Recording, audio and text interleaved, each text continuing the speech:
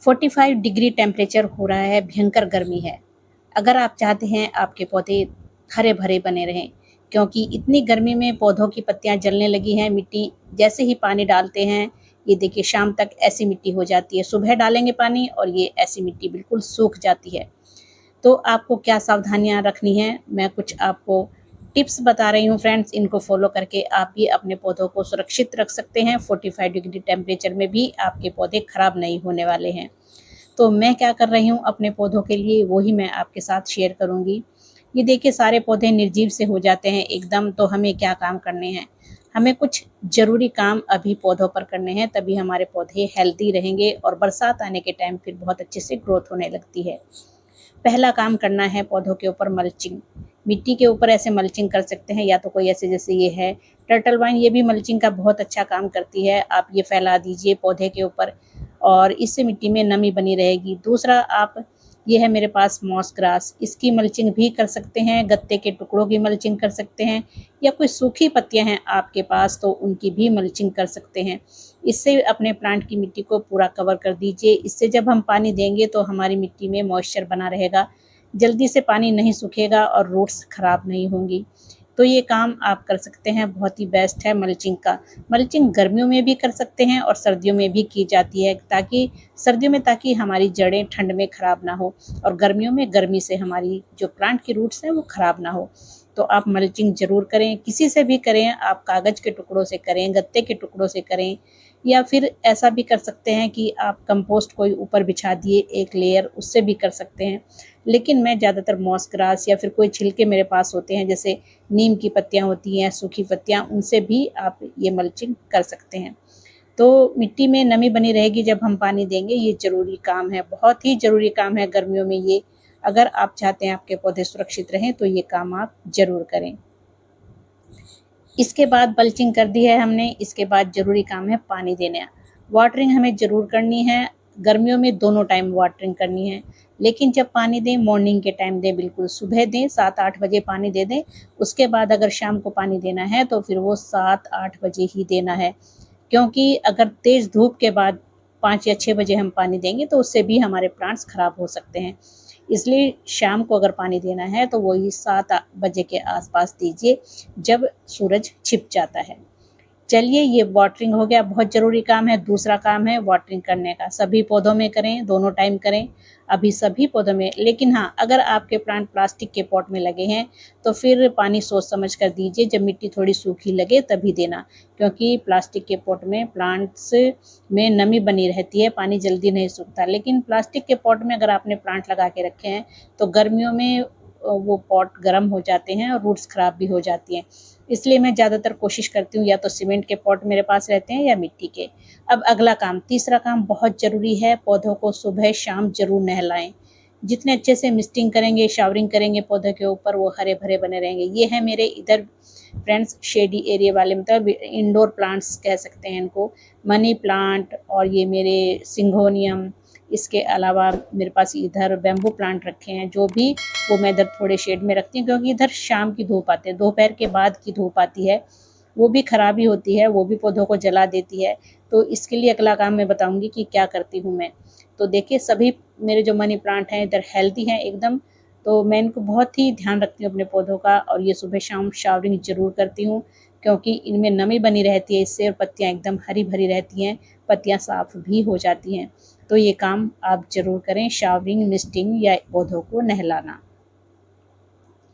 और जब भी मनी प्लांट के ऊपर शावरिंग करें तो मॉस स्टिक पे ज़रूर करें, मॉस स्टिक को अच्छे से नहला दीजिए। अब इतनी तेज़ धूप होती है तो मैं पौधों को कैसे बचाती हूँ, ये देखिए जो पत्ते मेरे इधर, ये करी प्लांट के पत्ते भी थोड़े-थोड़े जलने लगे थे, तो अब मैं करने लगी हूँ, ये मेरे पास एक चादर है, कोई भी आप चादर या ग्रीन नेट लगा सकते हैं। अगर ग्रीन नेट लगा लें तो बहुत ही अच्छा, मैं अभी नहीं लगा रही हूँ, क्योंकि मेरी बालकनी का भी काम रुका हुआ है रेलिंग का, तो इसलिए मैंने ये चादर ऐसे यहाँ बाँध के रखी हुई है।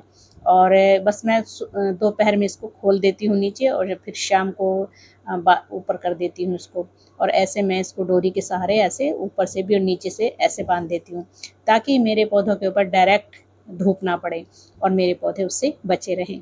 तो जितना आप अपने पौधों के लिए कर सकते हैं करना चाहिए, क्योंकि इतनी मेहनत से हम इनको ग्रो करते हैं, इतनी मेहनत लगाते हैं, तो फिर इन पौधों को बचाना बहुत ज़रूरी है। और मैं तो बिल्कुल इन्हें अपने बच्चों की तरह ही रखती हूँ कि बहुत ध्यान रखती हूँ, ताकि ये पौधे मेरे गर्मी में बचे रहें। गर्मी सर्दी में बचाना इनको बहुत ज़रूरी है। बरसात में तो बहुत ही हेल्दी होंगे अपने आप ही प्लांट, जैसे ही बारिश का पानी गिरेगा। अगला पॉइंट है 5th पॉइंट, कि इनको ग्रुप्स में रखें। जब पौधों को ऐसे ग्रुप्स में रहते हैं तो इनमें नमी बनी रहती है। देखिए बैम्बू प्लांट मैंने यहाँ छुपा के रखा हुआ है। ऐसे तो एक दूसरे में ऐसे सटा के रख दें पौधों को, इससे इनमें नमी बनी रहती है और एक दूसरे के साथ पौधे खुश भी रहते हैं। इधर देखिए जो मेरे धूप में रखे हैं प्लांट, ये हैं जेट प्लांट, बहुत ही हेल्दी हैं। ये भी सारे मैंने ग्रुप्स में, अगर ऐसे एक पौधा अलग से रख देंगे तो ये निश्चित रूप से ख़राब हो जाएगा, लेकिन अगर ये ग्रुप्स में रखा होगा तो ये हेल्दी रहेगा और स्वस्थ रहेगा और ये बहुत अच्छे से ग्रोथ भी करता रहेगा। ये देखिए सारे जेट प्लांट हैं, इधर बहुत अच्छी ग्रोथ हो रही है, क्योंकि ये छोटे छोटे सारे जो भी हैं मैंने ऐसे ग्रुप्स में बना के रखे हुए हैं और मैं सुबह शाम इन पे शावरिंग करती रहती हूँ। तो ग्रुप्स में रखना पौधों को बहुत ज़रूरी है। सिंगल सिंगल करके इनको नहीं रखना है, इससे भी हमारे पौधे स्वस्थ रहते हैं। और इधर सारे मेरे जो हैं धूप में रहने वाले प्लांट हैं वो सारे इधर रखे हैं। धूप पड़ती है पूरी दोपहर की, लेकिन फिर इतने प्लांट्स कहाँ रख सकते हैं हम, तो कोशिश करें इस तरह से रखें पौधों को। अगला जो पॉइंट है कि अगर आप चाहते हैं पौधों में मॉइस्चर बना रहे, ये पानी भरकर ऐसे रख सकते हैं। कई बर्तनों में आप पानी भर के रख दीजिए पौधों के आसपास। इससे जैसे जैसे ये पानी वाष्प बन के उड़ेगा तो पौधों को नमी मिलेगी और पौधों के आसपास नमी बनी रहेगी। तो ये ज़रूर करें काम, आप रख सकते हैं, सुविधा है आपके पास रखने की तो ऐसे रख दीजिए भर के। एक दो जगह 2 बाल्टी रख दीजिए, कहीं किसी भी बर्तन में रख सकते हैं। ये बहुत अच्छा तरीका है। तो ये भी पॉइंट बहुत ही बेस्ट है, आप कर सकते हैं अगर पौधों में नमी रखना चाहते हैं तो ऐसे रख सकते हैं। तो अब फ्रेंड्स अगला पॉइंट है कि पौधों को डायरेक्ट फर्श पे ना रखें, नीचे ना रखें, क्योंकि उससे गर्मी अंदर जाती है प्लांट में, तो उससे जड़ें ख़राब हो जाती हैं। कोशिश करें स्टैंड पे रखें, नहीं तो पॉट के नीचे प्लेट रख दें, वो भी बेस्ट रहता है। या फिर स्टैंड की सुविधा है तो आप ऐसे स्टैंड पे भी रख सकते हैं।